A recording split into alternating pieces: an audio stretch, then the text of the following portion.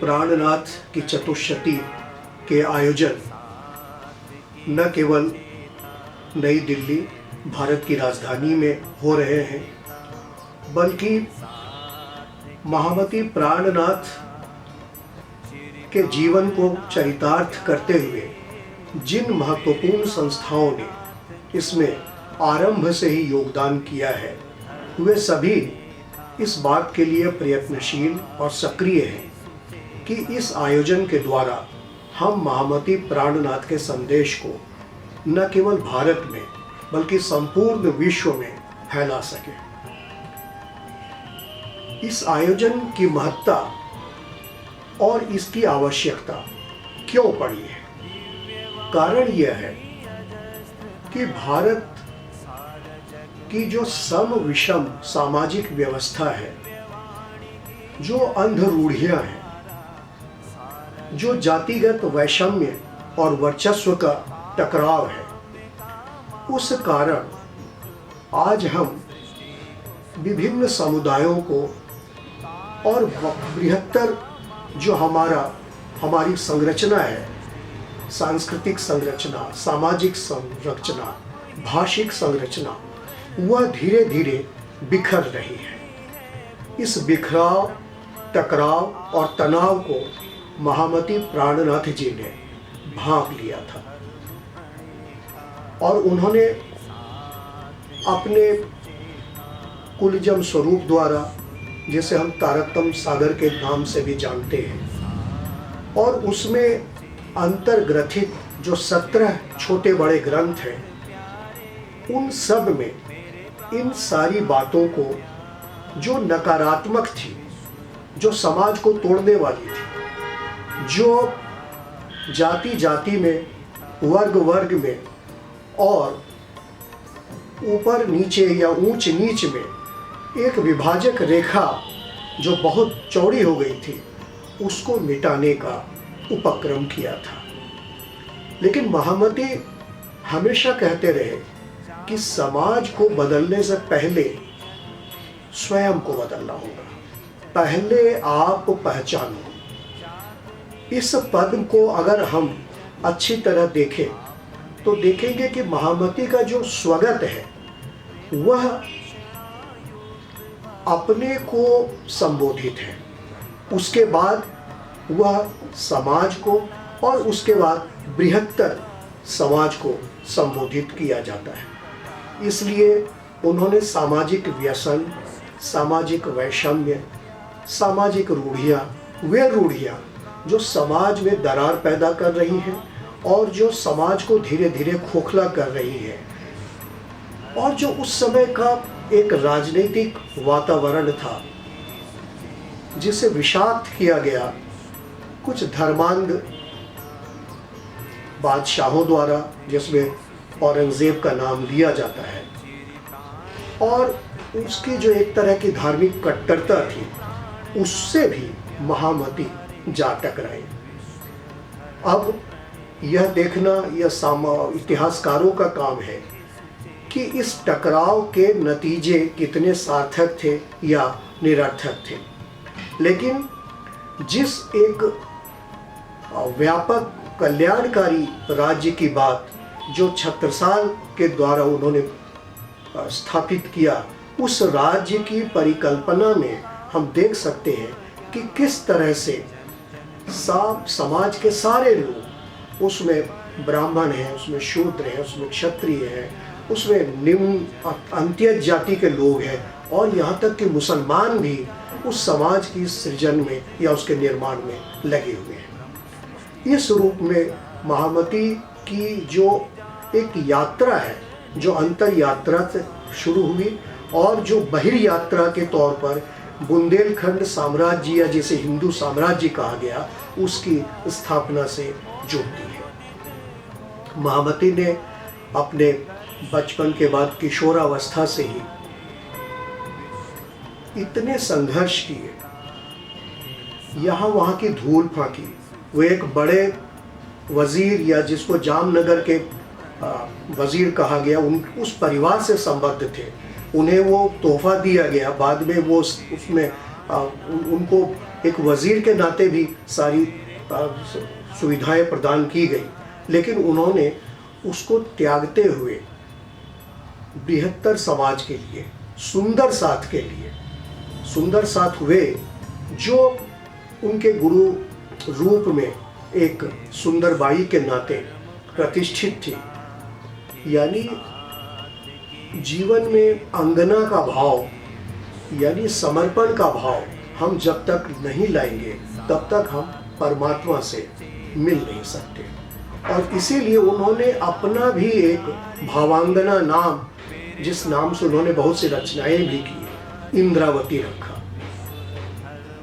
यह अंगना भाव द्वैत से मुक्ति दिलाता है और यह बताता है कि जब तक आप परमात्मा के निकट निष्कपट होकर, निष्प्रपंच भाव से और पूरे समर्पण के साथ समर्पित नहीं होंगे, तब तक आप अपने ईश्वर को या अपने प्राप्तव्य को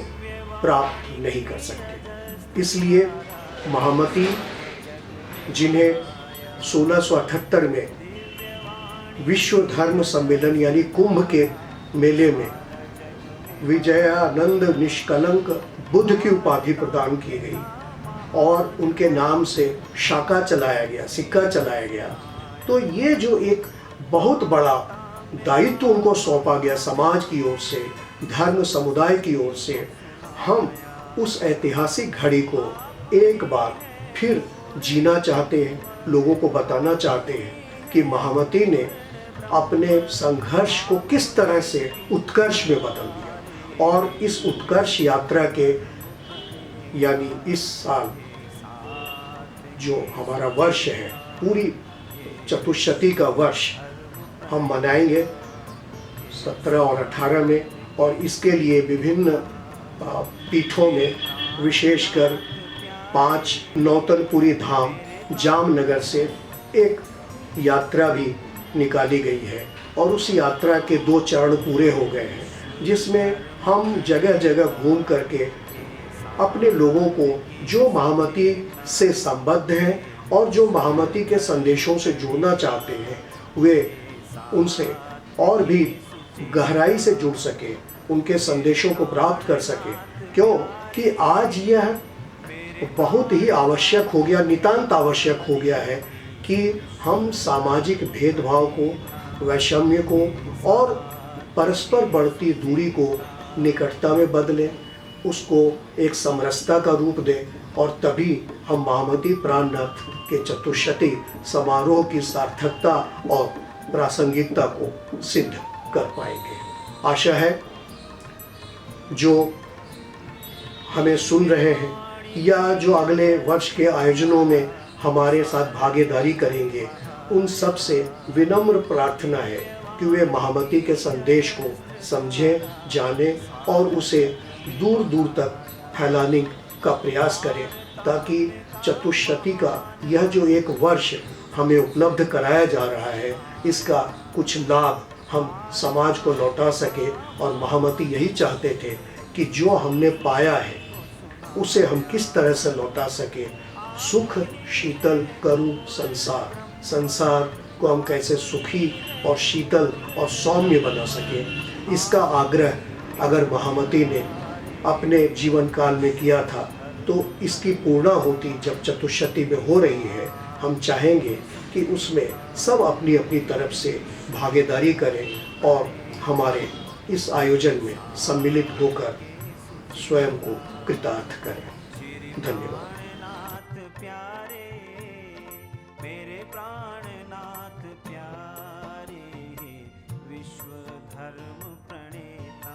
देखिए, आज की प्रबुद्ध पीढ़ी बहुत जागरूक है और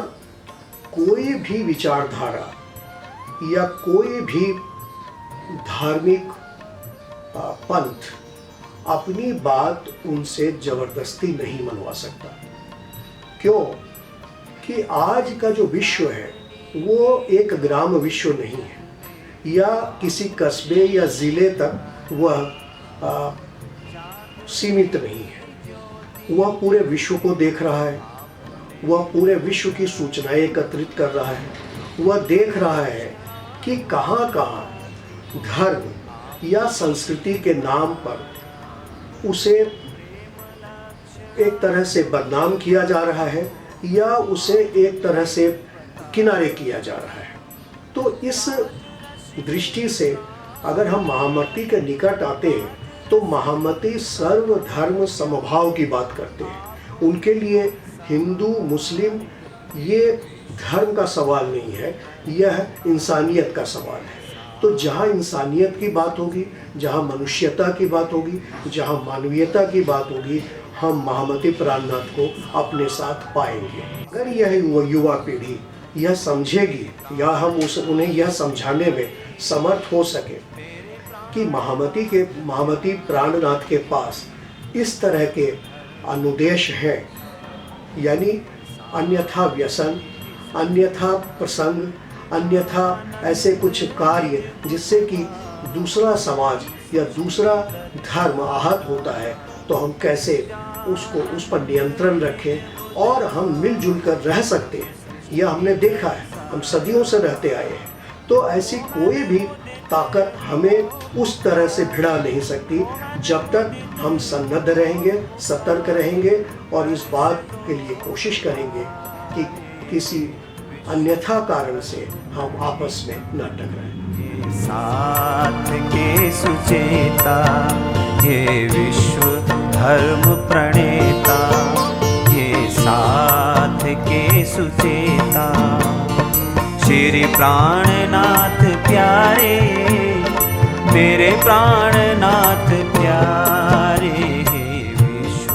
धर्म